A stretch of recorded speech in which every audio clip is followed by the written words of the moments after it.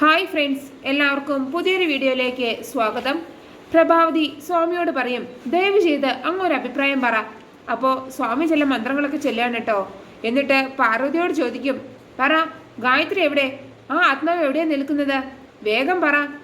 അപ്പോൾ പാർവതി പറയും, ദേവി ഇവിടെ തന്നെ ഉണ്ട് സ്വാമിജി. അപ്പോൾ സ്വാമി പറയും, ത്രികാലം ഞാനായി എനിക്ക് ആ ആത്മാവിനെ കാണാൻ കഴിയുന്നില്ലല്ലോ. നീ കള്ളം പറയുകയാണ്. ഗായത്രിയുടെ ആത്മാവ് ഇവിടെ ഉണ്ടെങ്കിൽ ആ എണ്ണയിൽ ആ പ്രതിബിംബം തെളിയുമായിരുന്നു. അതിൻ്റെ അർത്ഥം ഞാൻ പറയാതെ തന്നെ നിനക്കറിയില്ലേ? നീ പറഞ്ഞത് പച്ച കള്ളമാണെന്ന്. ഗായത്രിയുടെ ആത്മാവ് ഇവിടെ വന്നിട്ടില്ല. ഇവൾ പറഞ്ഞതെല്ലാം നുണയാണ്. നാടകം കളിച്ച് ഇവൾ നിങ്ങളെയൊക്കെ കബളിപ്പിക്കുകയാണ്. ഇവളെ ഒരു വിശ്വാസം വഞ്ചകയാണ്. ഇത് കേൾക്കുമ്പോൾ ഗാർഗി പറയും, ക്ഷമിക്കണം സ്വാമി, അങ്ങ് പറയുന്നത് വിശ്വസിക്കാൻ ഞങ്ങൾക്ക് കുറച്ച് ബുദ്ധിമുട്ടുണ്ട്. പാർവതി ഒരിക്കലും കള്ളൊന്നും പറയില്ല. അവൾ ഒരിക്കലും ആരെയും പറഞ്ഞു പറ്റിക്കില്ല. അപ്പോൾ സ്വാമി പറയും, എങ്കിലേ ഇവള് വിശാലിന്റെ ശിരസിൽ തൊട്ട് സത്യം ചെയ്യട്ടെ. ഇവൾ പറഞ്ഞതൊക്കെ സത്യമാണെന്ന് പറയട്ടെ. ഇത് കേട്ട് പാർവതി ആകെ പേടിച്ച് നിൽക്കുകയാണ് കേട്ടോ. അപ്പോൾ ജാസ്മിൻ സ്വാമിയോട് പറയും, സ്വാമിജിക്ക് തെറ്റുപറ്റിയതാണ്. പാർവതി തല അറുത്തു വെച്ചാലും കള്ളം പറയില്ല. അതാണ് പാർവതി. സ്വാമിജി കണ്ടോ എന്ന് പറഞ്ഞിട്ട് ജാസ്മിൻ പാർവതിയുടെ കൈ പിടിച്ച് വിശാലിന്റെ തലയിൽ കൊണ്ട് വെക്കുകയാണ്. എന്നിട്ട് പാർവതിയോട് വേഗം സത്യം ചെയ്യാൻ പറയാണ് കേട്ടോ. എന്നിട്ട് സ്വാമിയോട് പറയും, സ്വാമിജി ഇപ്പോൾ കണ്ടോ, പാർവതി ഇപ്പോൾ സത്യം ചെയ്യും. അപ്പോൾ വിശാല് പാർവതിയോട് പറയും, നീ പറഞ്ഞത് സത്യമാണെന്ന് പറ പാർവതി. എന്തിനാ നീ പറയാൻ മടിക്കുന്നത്? എന്താ നീ ഒന്നും മിണ്ടാതെ നിൽക്കുന്നത്? അപ്പോൾ പാർവതി തലയിൽ നിന്ന് കൈയെടുക്കുകയാണ് കേട്ടോ. എന്നിട്ട് വിശാലിൻ്റെ കാല് പിടിച്ചിട്ട് പറയും, വിശാൽ സാർ എന്നോട് ക്ഷമിക്കണം, ദയവ് ചെയ്ത് ക്ഷമിക്കണം. ഞാൻ പറഞ്ഞതൊക്കെ കള്ളമായിരുന്നു എന്ന് പറഞ്ഞിട്ട് പാർവതി പൊട്ടിക്കരയാണ്. ദൈവമ ഇവിടേക്ക് വന്നിട്ടില്ല വിശാൽ സാറേ. ഇത് കേട്ടതും പ്രഭാവതി വന്ന് പാർവതിയുടെ മുടിക്ക് കുത്തിപ്പിടിക്കാൻ കേട്ടോ. പിന്നെ കുറെ അടിക്കുന്നുണ്ട്. പിന്നെ കഴുത്തിന് പിടിച്ചിട്ട് ചോദിക്കും, നീ എന്താടി വിചാരിച്ചത്? ഞങ്ങളൊക്കെ നിന്റെ വെറും കളിപ്പാവകളാണെന്നോ? നീ പറയുന്നതൊക്കെ അപ്പാടെ വിഴുങ്ങുന്ന വിഡ്ഢികളാണെന്നോ? സ്വാമിജി ഇല്ലായിരുന്നെങ്കിൽ എന്താകുമായിരുന്നു സ്ഥിതി?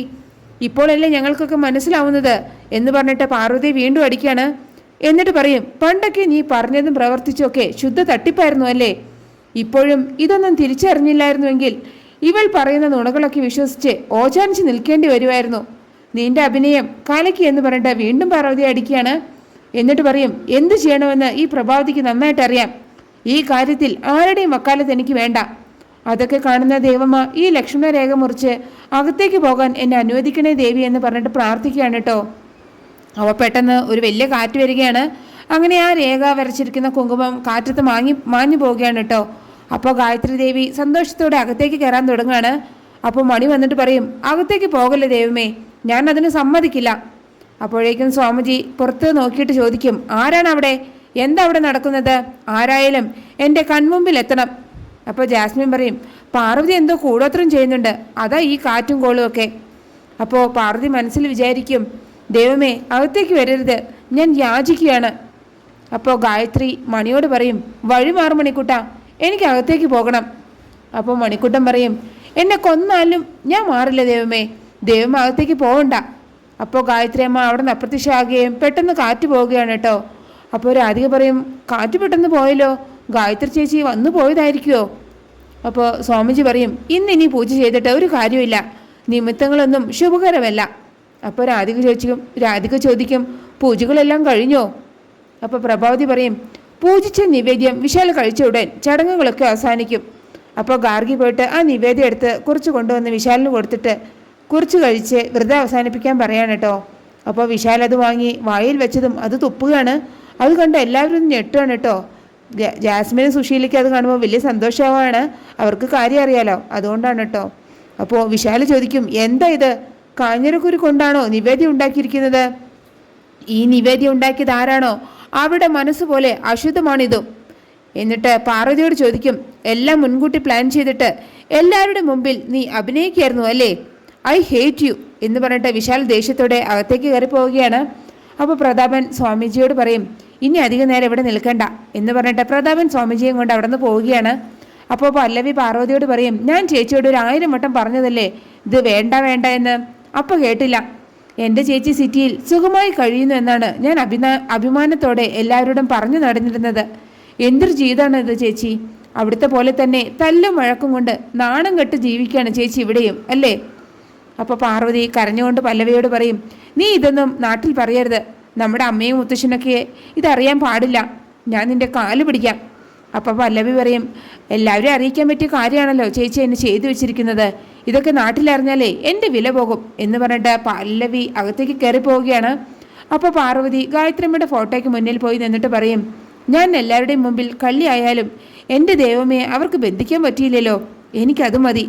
ഞാൻ സന്തോഷവതിയാണ് ദൈവമേ. എൻ്റെ ശരികൾ എനിക്ക് ആരെയും ബോധ്യപ്പെടുത്തണ്ട. എല്ലാം എൻ്റെ ഉദയനൂരമ്മയ്ക്ക് അറിയാം. അതേസമയം ശേഖരൻ മണിയോട് ചോദിക്കും, എനിക്ക് അറിയാത്ത ഒരു കാര്യം നീ എന്നോട് പറയാമെന്ന് പറഞ്ഞില്ലേ, അതെന്താ മണി?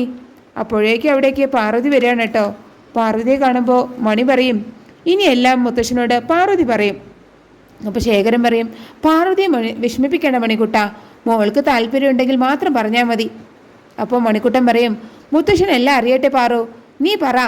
നീ പറയുന്നത് ഈ വീട്ടിൽ ആരും വിശ്വസിക്കില്ല, എന്നാൽ മുത്തശ്ശനെല്ലാം വിശ്വസിക്കും. അപ്പോൾ ശേഖരൻ പാർവതിയോട് പറയും, മോൾക്ക് ഇഷ്ടമാണെങ്കിൽ മാത്രം എന്നോട് പറഞ്ഞാൽ മതി. മനസ്സിലെ വിഷമങ്ങൾ മറ്റൊരാളോട് പങ്കുവച്ചാൽ പകുതി ആശ്വാസം കിട്ടും. അപ്പോൾ പാർവതി പറയും, പൂജയിൽ ഗായത്രി അമ്മയെ വിളിച്ചു വരുത്തിയില്ല എന്ന് പറഞ്ഞ് എന്നെ പ്രഭാവതി അമ്മ കുറെ അടിച്ചു. വിശാൽ സാറും എന്നോട് കുറെ ദേഷ്യപ്പെട്ടു. അടിച്ചില്ല എന്നേ ഉള്ളൂ. അവിടെയുള്ള ബാക്കിയുള്ളവരൊക്കെ എന്നെ കളിയാക്കി പരിഹസിച്ചു. ഞാൻ കള്ളം പറഞ്ഞു എന്ന് പറഞ്ഞ് എല്ലാവരും എന്നെ പഴിചാരി. പക്ഷേ സത്യത്തിൽ എന്താണ് നടന്നതെന്ന് ഞാൻ പറയാം. ഇന്ന് ദൈവമ വന്നിരുന്നു. ഇവർ പറയുന്നതൊക്കെ ഗാർഗി കേൾക്കുന്നുണ്ട് കേട്ടോ. അപ്പോൾ ശേഖരൻ ചോദിക്കും, മോൾക്ക് ഗായത്രിയമ്മയെ കാണാൻ കഴിയുമോ? പക്ഷേ ഗായത്രിയമ്മ ആരും കണ്ടില്ല എന്നല്ലേ ഇവിടെ എല്ലാവരും പറഞ്ഞത്. അപ്പോൾ പാർവതി പറയും, ദേവമ വന്നിരുന്നു മുത്തശ്ശ, പക്ഷേ വീടിൻ്റെ പുറത്ത് മാത്രമേ വന്നുള്ളൂ, അകത്തേക്ക് വന്നില്ല. ഞാനാണ് അതിന് സമ്മതിക്കാത്തത്. അപ്പോൾ ശേഖരൻ പറയും, ഗായത്രിയമ്മ വരാത്തത് കൊണ്ടല്ലേ ഇത്രയും പ്രശ്നങ്ങളുണ്ടായത്. വന്നിരുന്നുവെങ്കിൽ ഇത്രയും പ്രശ്നം ഉണ്ടായിരുന്നോ? മോൾ എന്തിനാണ് അമ്മയെ തടഞ്ഞത്? അപ്പോൾ പാർവതി പറയും, ദേവമ അകത്ത് വന്നിരുന്നെങ്കിൽ ഇതിനേക്കാൾ വലിയ പ്രശ്നം ഉണ്ടാകുമായിരുന്നു. ആ സ്വാമികളെ ദേവമയെ ബന്ധിക്കുമായിരുന്നു. അങ്ങനെ ബന്ധിച്ചാൽ പിന്നീട് ഒരിക്കലും എനിക്ക് ദേവമയെ കാണാൻ കഴിയില്ല. അപ്പോൾ ഇതൊക്കെ കേൾക്കുന്ന ഗാർഗി വിചാരിക്കും, ഈ വീട്ടിലുള്ളവർ മരിച്ചവരെ പോലും വെറുതെ വിടില്ലല്ലോ. എനിക്കിതൊന്നും വിശ്വസിക്കാൻ പറ്റുന്നില്ല. ഇങ്ങനെയുണ്ട് ആളുകൾ. അപ്പോൾ ശേഖരൻ പാർവതിയോട് പറയും, നീ പറയുന്നതൊക്കെ സത്യമാണോ മോളെ? എനിക്കിനിയും വിശ്വസിക്കാൻ പറ്റുന്നില്ല. അപ്പോൾ പാർവതി പറയും, ദൈവമേ എന്നെ സഹായിക്കുന്നതായി ഈ വീട്ടിൽ ചിലർ വിശ്വസിക്കുന്നുണ്ട്. ദൈവമയെ ബന്ധിച്ചാൽ പിന്നെ ഈ വീട്ടിൽ അവരുടെ ഇഷ്ടത്തിനൊത്ത് കാര്യങ്ങൾ നടക്കും. അത് മനസ്സിലാക്കിയവരാണ് എന്നെ വെച്ച് ദൈവമയെ ബന്ധിക്കാൻ പദ്ധതി ഒരുക്കിയിരിക്കുന്നത്. അതുകൊണ്ടാണ് ഞാൻ ഉദയനൂരമ്മയുടെ കുങ്കുമം വെച്ച് ഒരു വരയിട്ട് ഞാൻ ദൈവമയെ തടഞ്ഞത്. അപ്പോൾ ശേഖരൻ പറയും, നീ എത്ര വലിയ ത്യാഗമാണ് മോളെ സഹിച്ചത്. നീ ഇത്രമാത്രം പരിഹാസം കേട്ട് വേദനിക്കേണ്ട ഒരു കാര്യമില്ലായിരുന്നു. നിന്റെ ഭർത്താവ് പോലും ഗായത്രിയമ്മയെ കാണാൻ ആഗ്രഹിച്ചിരുന്നു. അത് നടക്കാത്തത് കൊണ്ടാണ് അദ്ദേഹം നിന്റെ മേൽ ദേഷ്യപ്പെട്ടത്. അപ്പോൾ പാർവതി പറയും, അദ്ദേഹത്തിൻ്റെ ആഗ്രഹം ന്യായമാണ് മുത്തശ്ശ. പക്ഷേ ഞാൻ ഈ തവണ അമ്മയെ അദ്ദേഹത്തിന് കാണിച്ചു കൊടുത്തിരുന്നുവെങ്കിൽ പിന്നീട് ഒരിക്കലും എത്ര ആഗ്രഹിച്ചാലും വിശാൽ സാറിന് മാത്രമല്ല എനിക്കും ദൈവമയെ കാണാൻ കഴിയുകയില്ലായിരുന്നു എന്നൊക്കെ പറഞ്ഞ് പൊട്ടിക്കരഞ്ഞു നിൽക്കുന്ന പാർവതിയെ കാണിച്ചുകൊണ്ടാണ് ആ എപ്പിസോഡ് അവസാനിക്കുന്നത്. നിങ്ങൾക്ക് എൻ്റെ റിവ്യൂ ഇഷ്ടമായാൽ മറക്കാതെ എല്ലാവരും ലൈക്കും സബ്സ്ക്രൈബും തന്ന് എന്നെ സപ്പോർട്ട് ചെയ്യണേ പ്ലീസ്.